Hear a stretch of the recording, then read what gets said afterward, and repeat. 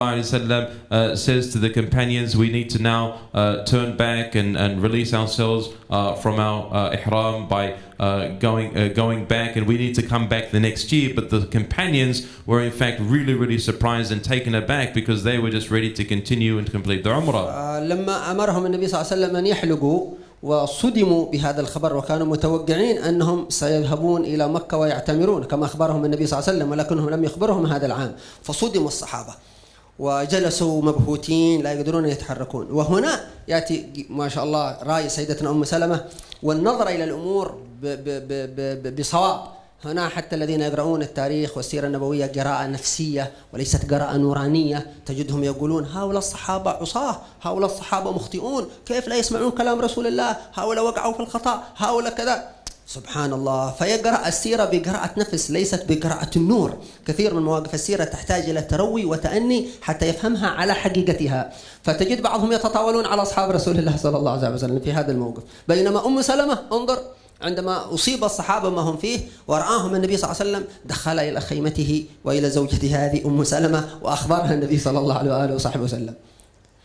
So what happened was when the Prophet ﷺ told his companions, we need to turn back, we need to release ourselves from ihram, and you need to cut your hair, and we'll come back next year. Because the companions heard from the Prophet ﷺ that we're going to enter Mecca and to perform Umrah, they thought it was going to be this year. They didn't know it was going to be next year. They weren't expecting that, and so they were really taken aback. And so the Prophet ﷺ, in response to that, he goes back into his tent and he sees his wife Salama there, and she's the one that actually begins to give the advice to him. فلذلك دخل النبي صلى الله عليه وسلم إلى زوجته أم سلمة هذا وعرض عليها هذا الأمر وشكى لها. وهذا أول أمر أنه لم يمنع النبي صلى الله عليه وسلم المقام العظيم الذي هو فيه والوحي الذي لا يتلقاه، لم يمنعه ذلك أبدا في طور البشرية أنه يشاور زوجته هذه ويشتكي إليها ويقول هلا ترين ما فعل أصحابي، أمرتهم أن يحلقوا فلم يتحرك أحد. وهنا يأتي مقام أم سلمة كيف أنها فهمت الموقف. كثير من الدكاترة في الجامعات ربما يقول هؤلاء الصحابة عصاة وغير ذلك وهذا خطأ. هي فهمت وحللت الموقف وأعطت النبي صلى الله عليه وآله وسلم النصيحة وأخذ النبي بنصيحتها. لذلك يقول العلماء من شكا إليك أمر ليس الشان فقط أنك تستمع إلى شكواه، الشان أنك تعطيها العلاج، تقول افعل كذا واعمل كذا وكذا كما عملت سيدتنا أم سلمة. And so when the Prophet ﷺ sought her counsel and he said, look, they're not going to release themselves from their ihram, they're not going to cut their hair and turn back, she says, she comes and she looks with light and she looks with nur and she starts to give him advice. And here, even though the Prophet ﷺ does receive revelation, and again, it doesn't stop him from taking and seeking that particular advice and counsel. And also, we find that when the response of the companions to the Prophet ﷺ was that they didn't go out and fulfill his instruction of going out and cutting their hair, there are some Muslim academics, for instance, in some of the universities, you know, with doctorates and so on, in terms of Islamic history, that say, how could the Sahaba do this? They were disobeying the command of the Prophet ﷺ. These are not necessarily pure people. However, this type of study and analysis is one that is just oozing with ego and nafs and desire. It's not one that has light and nur. And this is the way we should actually look at the events of the seerah and the way the interaction of the Sahaba with the Prophet ﷺ. فلذلك سيدتنا أم سلمة رضي الله عنها أولا كما يقال في زمننا هذا حللت الموقف تحليلا صحيحا وشخصت أداة تشخيصا صحيحا، هذا أهم شيء. فهي أفضل من كثير من حملة الشهادات الذين لم يفهموا وقوف النبي صلى الله عليه وسلم ولا أصحاب الرسول. فقالت يا رسول الله إن أصحابك لم يقصدوا أن يعصوك ولا أن يخالفوك، لا يقصدوا هذا أبدا، ولكنك قد رأيتهم وأصابهم ما أصابهم من الفجأة فلذلك لم يبادروا بالحلق. وأنا أرى يا رسول الله أن تخرج إليهم وأن تحلق رأسك أمامهم فأنهم لن يعصوك أبدا يا رسول الله. فالنبي صلى الله عليه وسلم أخذ برأي أم سلمة وأيضا تحليلها صحيح، لم يقصدون العصيان. فخرج من خيمته وأدعى الحلاق، ولما بدأ الحلاق يحلق رأسه صلى الله عليه وسلم أقبلت الناس كلها تتبرك بشعارات رسول الله صلى الله عليه وسلم ويحلقون لبعضهم بعضا ويتبركون بشعار رسول الله صلى الله عليه وسلم. And so this response of the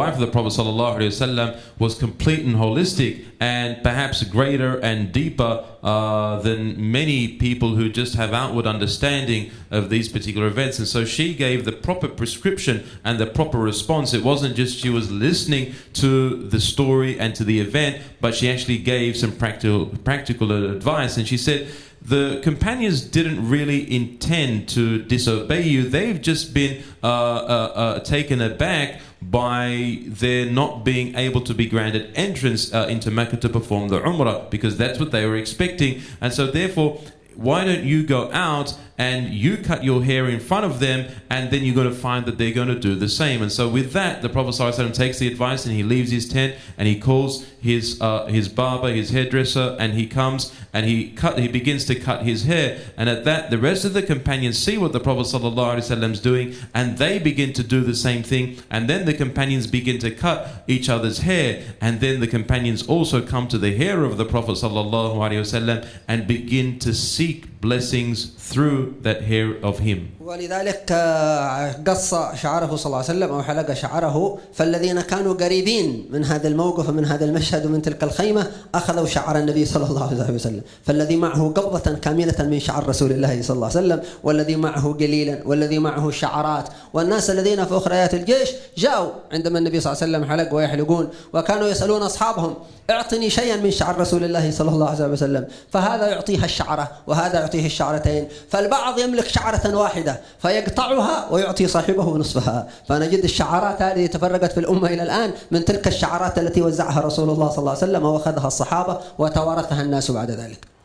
And so after the companions saw this occurrence and they came to try and quickly collect the hair of the Prophet ﷺ in order to seek blessings through it, there were some of the companions that took a handful, and there were others that took a little bit less, and there are others that perhaps only took a few hairs of the Prophet ﷺ because that's what they could access. But there were some Sahaba and companions sort of at the end of the camp, and they couldn't get there in time, and so they came and they said, oh, can we have some of the hair of the Prophet ﷺ? And so they would be given one or two or a few, and there were some Sahaba that only had one hair of the Prophet ﷺ, and so a companion would come asking for a hair, and so they take that one single hair and they cut it in half and they give that companion that other half. And so what we have in our ummah now, 1400 years later, the hair that we have preserved from the Prophet ﷺ is actually from that particular incident there when it was distributed. ولذلك حتى بعض المواقف كما قلنا في السيرة تحتاج إلى تروي ونور كما وليس إلى إسراع وإلقاء الاتهامات على خير الخلق بعد الأنبياء أصحاب النبي صلى الله عليه وآله وصحبه وسلم. فتجدهم مثلا في غزوة أحد بعض يتكلمون ويقولون هؤلاء الصحابة كذا وهؤلاء الصحابة أخطأوا وانهزموا وغير ذلك، ويتهمون الكل. ثم إذا أقول لهم هؤلاء الصحابة الذين عملوا هذا الأعمال سيدنا علي كان واحدا منهم، هل سيدنا علي مخطئ أيضا مثلهم؟ هل سيدنا علي عاصي أيضا مثلهم؟ هم يلقون التهم على البعض فقط، بينما العموم في الكل كانوا مشتركين في دربكة القتال ولم ينهزموا أبدا. حتى العصيان الذي سماه المولى عز وجل عصيان ليس بقصد، وأنهم كانوا مع حصول الخلل في الجيش شيء طبيعي أن يصاب هذا. And so when we look at these incidents between the Sahaba and the Prophet ﷺ, where it just appears as though they perhaps didn't follow his command, we need to be careful not to quickly judge the intentions of the companions, because these were noble people, these were trustworthy people who had the best of intentions at heart. And so therefore there are some people who begin to slander, who begin to curse the companions, but that's certainly not the way of this particular ummah. And so for instance in the Battle of Uhud, where we find that there was an apparent non-following of the instruction of the Prophet Muhammad sallallahu alaihi wasallam with regard to particularly the archers, there are going to be some people who will actually start to point fingers and say, look, all these companions were disobeying the command of the Prophet sallallahu alaihi wasallam. But then if we actually start to study it in detail, we'll find that, well, hang on, in fact there were particular companions amongst them, Sayyidina Ali bin Abi Talib, and so he was also amongst those people that fell into the same camp. And so therefore we need to be extremely careful the way we approach these matters. لذلك قراءة المسلمين أو أهل السنة بالخصوص للتاريخ الإسلامي تختلف عن القراءة الأخرى، قراءة نورانية تجمع الشمل وليس فيها تحامل على أحد من أصحاب النبي محمد صلى الله عليه وسلم ولا إساءة ظن، لأن الإنسان يقيس الأمور على تفكيره وعلى نفسيته ولا ينظر الأمور من منظار الصحابة رضي الله تعالى عنهم واجتهاداتهم. فنحن المسلمين كذلك قراءتنا للتاريخ الإسلامي وقراءتنا للتاريخ الإنساني، حتى إذا قرأنا تاريخ الإنسانية من البداية من آدم وحواء وغير ذلك قراءة نورانية بسم الله، بسم الله الصفاء الذي يكون عند الإنسان الذي يجعله يفهم الحقائق، كما قال المولى لنبيه صلى الله عليه وسلم اقرأ باسم ربك الذي خلق. فالقراءة التي تكون بسم الله للتاريخ الإنساني أو للتاريخ الإنساني للإسلامي تكون موافقة للحقائق. القراءة التي تكون باسم النفس أو بدافع النفس كالكبر أو التحامل لا تفهم لا توضح الحقيقة، فتجعل الإنسان لا يدرك الحقيقة بل يعيش في تعصبه. لذلك قال المولى عز وجل سأصرف عن آياته الذين يتكبرون في الأرض بغير الحق. الذي يتكبر الحق عز وجل بسبب هذه الصفة يصرف عن فهم الآيات في الكون أو يصرف عن فهم الآيات في الواقع فلا يفهمها بهذه الصفة. And so when we look to analyze the events of our particular Islamic history, or if we were to look at the greater human history from the beginning of our human time, we need to analyze these events with nur and with light, not with our egos and our desires. And so this will occur in all of these particular events and all of these particular incidents, because if I begin to place my ego in the if you like the driver's seat, then everything that I'm going to be analyzing is going to be not pure. It's going to be biased. So therefore, I need to ensure that I do it in a way in which I'm not going to misjudge the others. ولذلك نجد العلماء أيضا يتأدبون في فهم المراد من نصوص الرسول صلى الله عليه وآله وصحبه وسلم، ما هو المراد من الرسول يتأدبون ويتواضعون. مثلا هذا الإمام إسحاق بن راهويه ناظر إمامنا الشافعي رضي الله عنه في مسألة دباغة الجلود، وكان الإمام الشافعي لا يرى أن الحيوان المأكول إذا مات أن ينتفع بجلده أبدا، ويأخذ بحديث سيدتنا ميمونة رضي الله عنها تقول سمعت النبي صلى الله عليه وسلم يقول الميتة لا ينتفع منها بإهاب ولا بعصب. وكان الإمام إسحاق بن راهويه يرى أن الحيوان الميت إذا مات وهو مأكول فيمكن أن نأخذ جلده وأن ننتفع بجلده بالدباغة وبغير ذلك. فالإمام إسحاق بن راهويه هذا ناظر إمامنا الشافعي رضي الله عنه من حرصه على فهم المراد من كلام الرسول صلى الله عليه وسلم، وليس من أنه يريد يظهر الحق الذي عنده، ولكن يفهم المراد من كلام الرسول صلى الله عليه وسلم. So we have instances of scholars themselves, for instance Ishaq bin Rahawayh, who debated Imam al-Shafi'i with regard to the position of Imam al-Shafi'i, and that is that if there is an animal which is permissible to be eaten by Muslims, but that animal is found dead and it's not slaughtered in Islamic slaughter, then the position of Imam al-Shafi'i was that it's not permissible for us to make use and derive benefit from the skin of that animal, even if it were to be tanned, because it is then therefore considered that which is najis and impure. And so the scholar Ishaq, he began to argue with Imam al-Shafi'i or debate, not out of ego, not out of passion, but rather he desired to arrive to the truth of the matter and the reasoning behind why his opponent's position was such. فإمام إسحاق بن راهويه قال لإمامنا الشافعي رضي الله عنه لماذا أنت لا تقول بدبغ الجلود؟ والنبي صلى الله عليه وسلم يقول أيما يهاب دبغ فقد طهر. فقال الإمام الشافعي حديث ميمونة، ميمونة روت عن رسول الله صلى الله عليه وسلم حديثا أن الميتة لا ينتفع فيها بإهاب ولا بعصب. فسكت الإمام إسحاق بن راهويه وسكت الإمام الشافعي، وكان من إنصاف كل منهما وحرصه على معرفة الحقيقة والفهم من مراد الرسول. الإمام إسحاق بن راهويه رجع عن قوله وقال إن الميتة إذا ماتت لا ينتفع فيها بشيء، والإمام الشافعي رجع عن قوله وقال الميتة إذا ماتت ينتفع فيها بالدباغ. فهذا خذ برأي هذا وهذا بخي برأي هذا، لأنهم يريدون الحقيقة وليس يعني إظهار. بعض الناس يريد الناس تمشي على قناعاته، يعني حتى في الدين الناس أحرار تحت مراد الحق سبحانه وتعالى، لا نريد حتى بعض الناس أن يكون صوفيا ولا غير ذلك، نريد الناس تمشي على محبة الرسول محمد صلى الله عليه وسلم، كل يمشي على محبة الرسول بثوابت الإسلام، ثوابت الإسلام الألفة المحبة الاحترام، وكل على حسب ما يهيئ الله له من الهداية ومن النظرة ومن الأخلاق. So we had the first scholar Ishaq bin Rahawayh, who debated Imam al-Shafi'i, and he asks him, why is it that you have the position of not being able to take benefit from the skin of a dead animal, which would ordinarily be permissible to eat, when we have a clear hadith of the Prophet sallallahu alaihi wasallam that we can derive benefit of the skin of an animal, and if it becomes tanned, then that najasa or that impurity is in fact purified.